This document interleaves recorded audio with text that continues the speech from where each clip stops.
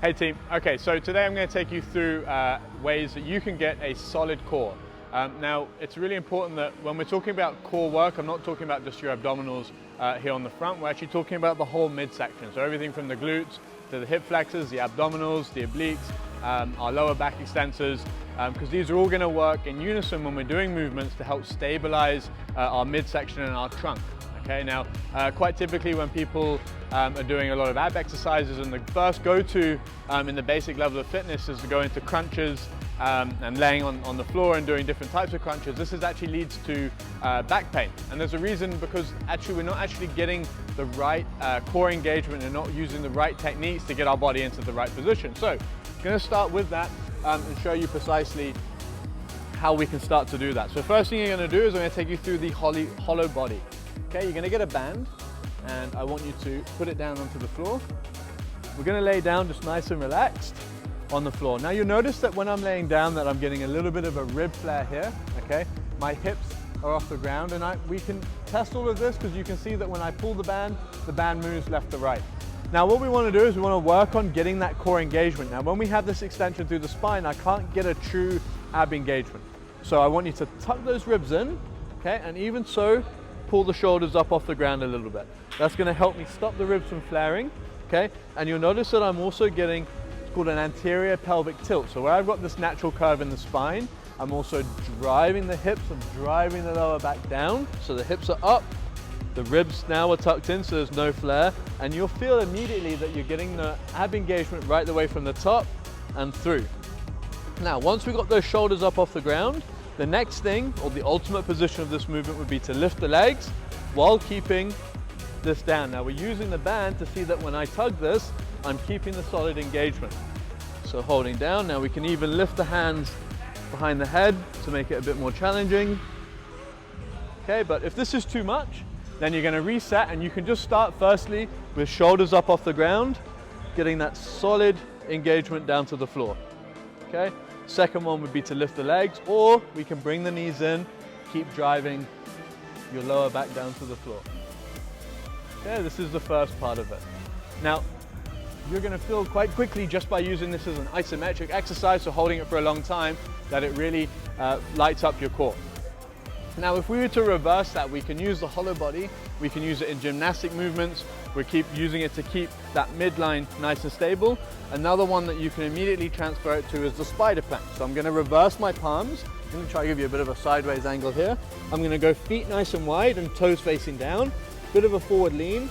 And you'll notice here that rather than being in a straight line with my hips, I'm actually going to pull my hips up slightly and make sure we're getting your abs engaged nice and tight. Now keeping that forward lean, focus on your breathing.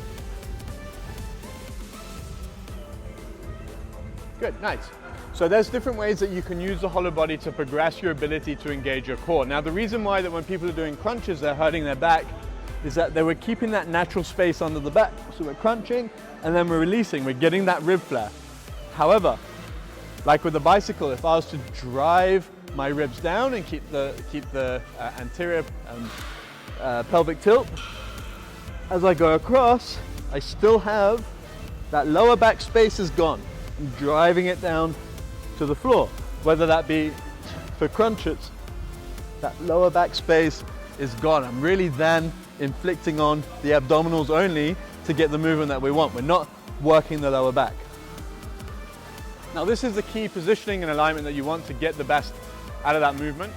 Now that said, it's important not to just have strong abdominals, because when we're talking about core work, we're talking about stability through our movement. Now this is a transfer into our compound lift. So what we want to make sure that we can also focus on is having a strong lower back, good contribution from our hip flexors, and also glutes to help lock out at the top of our movement. So you can see with working the lower back, you can try out lower back extensions.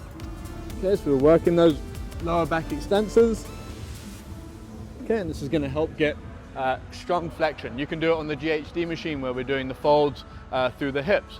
Now another good test in a plank position is to do our reverse plank. Okay, it's going to be stabilized through the hands, shoulders stay back and down, point the toes, keeping the ribs tucked in. Now if you can't keep the hips all the way up into the top end, then your lower back probably isn't doing enough to help you support you in this movement. Okay, now these shortfalls will start to appear in your movements and in your squats and your deadlifts, and they're going to let you down. Okay, so it's really important to break these movements down. Okay team, so another way that we can help to contribute to a stronger core is making sure that we have strong hip flexors. Okay, so just by being in a seated L position, being able to keep the legs nice and straight and lift, this is going to show you how strong your hip flexors are. So I don't know if you can hold an L sit, for example. This is going to be a lot of your development in order to get to it. So while the reverse plank, we can see if the lower back extensors are getting in to hold up, we can also use hip flexors to help get that extension and get the stretch.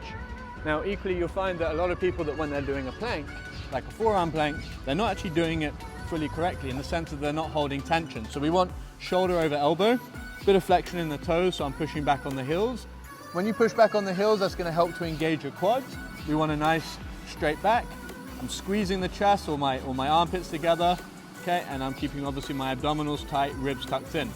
So we don't want to be holding that lower back position here.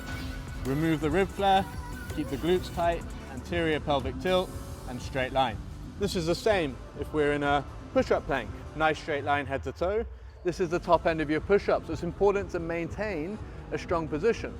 Okay, we can put that out into an extended plank. Okay, everything remains the same. We're looking to strengthen these positions in isolation so that when we then add them to our compound movements, we have that extra strength. Once you nail the... Okay team, so once we start to master the basics, we can then make our planks a little bit more advanced, so we can remove a little bit of the aspect of stabilization. So you could use a roller in your forearm plank. But if anything of what I said today is new to you, or you don't feel like you've quite mastered it, or maybe you're just more fatigued that day, then regress it, take it back to the basics, because there's no point doing anything that's a show-off movement if you're not actually stabilizing and working it well. The whole importance of doing this is to enable us to be steady in our compound lifts, whether that's an extension over the head so we can stabilize the midsection and the hips, okay, or it's a push away from the body, a pull, a press, a squat, whatever the case, we want to be able to stay stable and stay strong. Okay, all right, master the basics, break it down, take your time, work it in isolation, and then of course when you're moving as well, it's that mind-muscle connection to make sure that we're getting that engagement in a squat or a deadlift, and we are locking out and we are keeping that core tight. Enjoy, hope you found it helpful, and see you soon.